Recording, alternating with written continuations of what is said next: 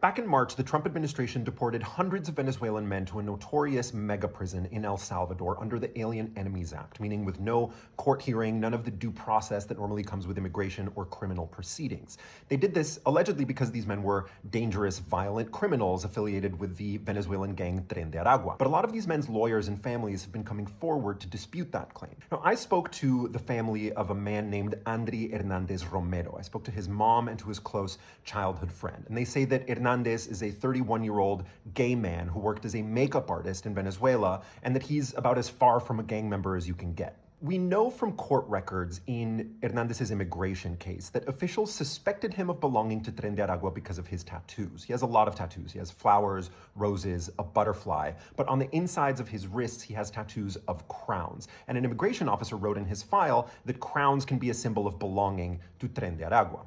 Now, I've done a lot of reporting on this gang, which is a very real and serious problem in a lot of places, but experts will tell you that it's not a gang that uses tattoos as a sign of membership. There's no one symbol that if you tattoo it on your body, it means you belong to Tren de Aragua, certainly not a crown.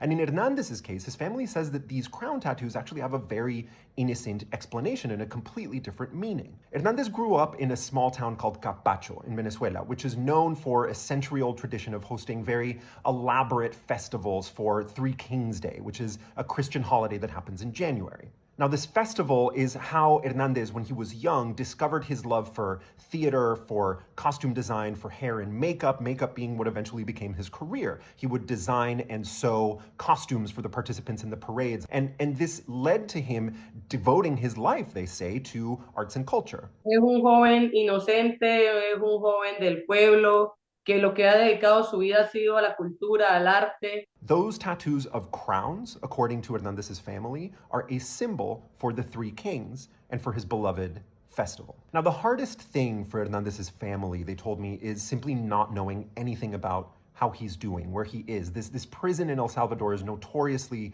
basically a black hole. It's impossible to get in contact with the people who are in there, and they just don't know how he is. That, according to his mom especially, is extremely painful. Nada, no sé nada de que el 14 de marzo, que fue la última llamada, hasta el sol de hoy. No sé nada de él, no sé cómo está, no sé, no sé nada, no sé nada.